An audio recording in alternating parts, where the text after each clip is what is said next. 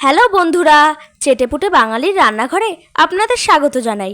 আজকে আমি বানাবো কাতলা মাছের কচুরি। তাই ভাবলাম এই দুর্দান্ত রেসিপিটা আপনাদের সাথে শেয়ার না করলে হয়। তাহলে চলুন দেখে নিই এই রেসিপিটা করতে কি কি লাগছে।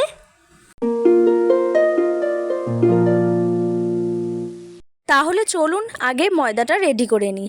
আসলে আমি আবার রান্না বান্নার ক্ষেত্রে না একটু ধীরে সুস্থে কাজ করতেই বেশি পছন্দ করি। আমি মনে করি যে যদি ঠান্ডা মাথায় রান্না করা হয় তাহলে রান্নার টেস্টটাও ভালো আসে আর রান্না করতেও ভালো লাগে। ওই কি বলবো, তাড়াহুড়োতে কোনোদিনও রান্না বান্না ঠিক মতো টেস্টই হয় না। তো সেই কারণে আমি আগে থাকতে ময়দাটা রেডি করে নেব। যেহেতু ময়দাটা অনেকক্ষণ রেস্টে থাকবে, তো সেই কারণে ময়দাটা আমি আগে তৈরি করে নিচ্ছি। তো ময়দাটা বেলার জন্য প্রথমে আমি 250 গ্রাম ময়দা নিয়ে নিয়েছি। তারপরে দিয়ে দিলাম একদম অল্প হাফ চামচ চিনি, হাফ চামচ নুন, আর হচ্ছে গিয়ে তেল। তারপরে পরিমাণ মতো জল দিয়ে একটু একটু করে ময়দাটা বেলে নিচ্ছি। আমি না এই যখন জলটা দিই না, তখন জলের পরিমাণটা আমি বুঝতে পারি না যে কতটা জল দেবো। একবার তো এই ময়দা যখন আমি বেলতে গেছি ফার্স্টবার, তখন তো এক গাদা জল দিয়ে দিয়েছি। সেই ময়দার বেলার সময় লেচি না হয়ে গেছিলো সিন্নি। তো যাই হোক, এখানে আমি একে একে ময়দাটা ভালো করে মেখে নেব। তো এই যে ডোটা আমার তৈরি হয়ে গেছে, বেশ ডোটা সফট হয়েছে কিন্তু। তবে এই ডোটা যাতে আরেকটু ভালো হয়, তো সেই কারণে আমি এই ডোটাকে প্রায় 30 মিনিট মতো একটা কাপড় দিয়ে ঢেকে রাখবো। তারপরে এখানে চলে আসি ওই মাছের পুর বানানোর জন্য। তো এখানে আমি কাতলা মাছের পেটি নিয়ে নিয়েছি 4 পিস, কিন্তু আমি এখানে 2 পিস দিলাম। তারপরে সাথে দিয়ে দেবো নুন। আসলে কি হয়েছে, আমি যেহেতু একা খাবো, তো সেই কারণে ভাবলাম যে এতগুলো মাছ দিয়ে কি হবে, তাই দুটো নিয়ে নিয়েছি। এই মাছটাকে প্রায় 5 মিনিট মতো সেদ্ধ করে নেব। তো এখানে আমার মোটামুটি 5 মিনিট সেদ্ধ করা হয়ে গেছে, আর মাছটা দেখুন বেশ ভালোই সেদ্ধ হয়েছে। তো এই মাছটাকে ভালো করে তুলে নেব। দিয়ে যখন একটু ঠান্ডা হবে, তখন ধীরে ধীরে এই মাছের থেকে ওই কাঁটাগুলো বার করে নেব। আর এই কাতলা মাছের তো বেশি কাঁটা না, ওই 3-4টে কাঁটা থাকে বড় বড়। এর জন্যই এই মাছটা বেছে নিয়েছি ওই কচুরিটা করার জন্য, সত্যি কথা বলতে। তো এখানে আমি মোটামুটি মাছটা বাছা হয়ে গেছে একটা, আর দেখুন কত বড় বড় কাঁটাগুলো বেরিয়েছে। তারপরে এই যে আরেকটা মাছও আমি সুন্দর করে কাঁটাগুলো বেছে নেব। এই মাছটা প্রচণ্ড গরম ছিল, সেই হাতে কি তাপ লাগছিল। তো যাই হোক, এখানে আমি মোটামুটি মাছটা রেডি হয়ে গেছে। আর এরপরে এই মাছটাকে বেশ ভালো করে ম্যাশ করে নেব। এখানে আমার মাছটা ম্যাশ করা হয়ে গেছে। এরপরে কড়াইতে দিয়ে দেব সাদা তেল।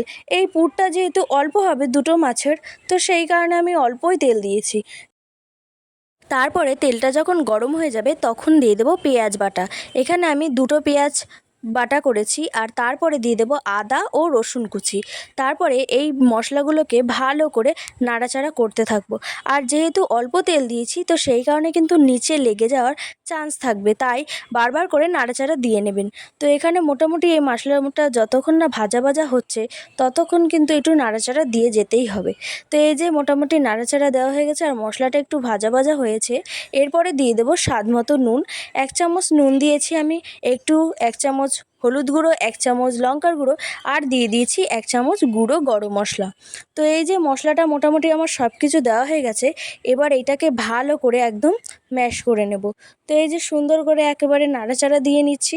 তারপরে এটা যখন ভাজা ভাজা হয়ে যাবে, তখন আমি দিয়ে দেবো ওই সেদ্ধ করা মাছগুলো।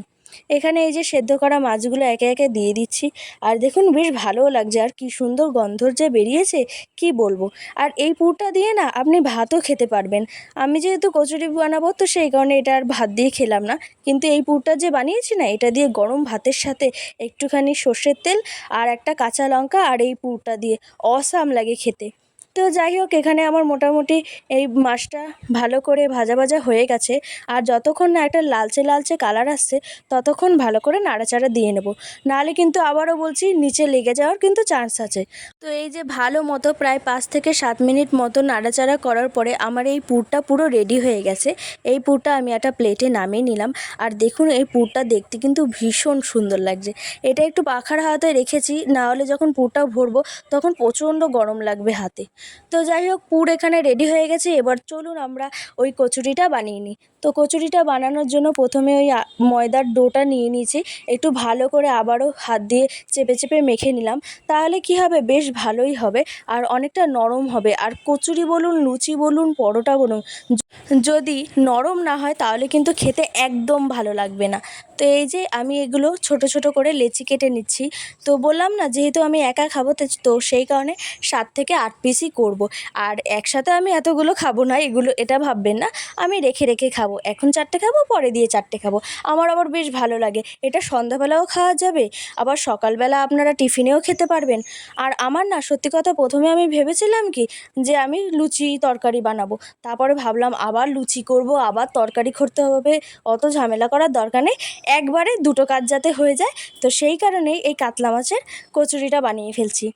আর এই যে ময়দাটা আমার লেচি কেটা হয়ে গেছে, ছোট ছোট করে লেচি কেটে নিয়েছি, আর তারপরে গোল গোল করে নেব।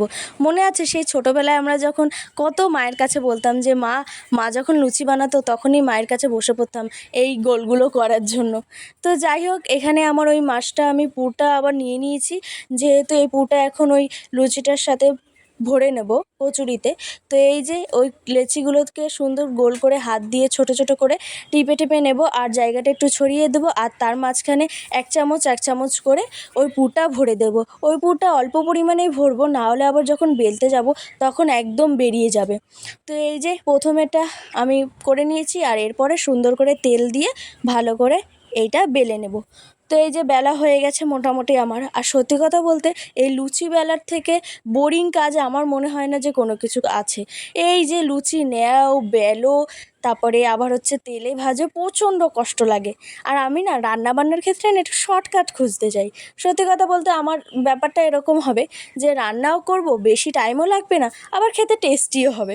তো সেই কারণে আমি এই নতুন নতুন রান্নাগুলো একটু আবিষ্কার করি। আমার আবার এই রান্নার প্রতি একটু বেশিই ঝোঁক। তো এই যে কথা বলতে বলতে আমার সব কটা কচুরি বেলা হয়ে গেছে। এরপরে কড়াইতে দিয়ে দেবো সাদা তেল, একটু বেশি পরিমাণেই দিলাম। আর জানেন তো, কচুরি বা লুচি হোক, ভাজতে গেলে তো বেশি তেল লাগেই। তো এই যে মোটামুটি আমরা সুন্দর করে এবার তেলগুলো ওপরে ওপরে দিয়ে দিয়ে সুন্দর করে এই কচুরিটা ভেজে নিচ্ছি।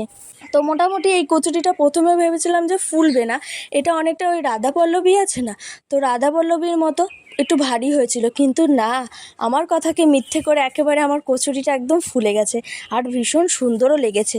তবে কি, আমি কিন্তু এখানে কোনো খাবার সোডা ইউজ করিনি। দেখুন, খাবার সোডা ছাড়া কত সুন্দর লুচি হোক বা কচুরি অনেক সুন্দর কিন্তু ফুলে গেছে। তো যাই হোক, এখানে আমি একে একে সব কটা কচুরি ভালো করে ভেজে নেব বেশি তেলে। আমার তো এখনই খিদে পেয়ে যাচ্ছে। তো যাই হোক, এখানে মোটামুটি আমার কচুরিগুলো একে একে ভাজা হয়ে গেছে, আর একটু লাল লাল করেই ভাজবো। আর এটা যে খেতে কী ভালো, কী দারুণ, আপনারা ট্রাই না করলে একদম বুঝতেই পারবেন না। তো তাই জন্য তো আমি বারে বারে বলছি যে আপনারা রাধাবল্লভী খেয়েছেন, কড়াইশুঁটির কচুরি খেয়েছেন, ডালপুরি খেয়েছেন, লুচি খেয়েছেন, কিন্তু আশা করি এই কাতলা মাছের কচুরি আপনারা খাননি। তাই তো বারবার করে বলছি, এইটা একবার বাড়িতে ট্রাই করে দেখবেন, বাচ্চা থেকে বড় সবাই খেতে ভালোবাসবে, আর আপনার রান্নার প্রশংসা তো করেই ছাড়বে। তো যাই হোক, আমার এখানে একে একে সব কটা কচুরি বানানো হয়ে গেল। আর এই যে আমি সুন্দর করে প্লেটে বেড়ে নিয়েছি, এটা আপনি আলুর দম হোক, মাংসের ঝোল হোক, অথবা সস দিয়ে খেতে পারেন। তাহলে বন্ধুরা, এই রেসিপিটা কেমন লাগলো অবশ্যই কমেন্টে জানিও। ভালো লাগলে একটা লাইক করে দিও, আর চ্যানেলটিকে সাবস্ক্রাইব করে আমার পাশে থেকো। আর দেখো, কচুরিটা কত সুন্দর ক্রিপসি হয়েছে, নরমও হয়েছে, আর কী যে ভালো লাগছে, আমার তো খেয়ে একেবারে আর মুখ দিয়ে কথাই আসছে না।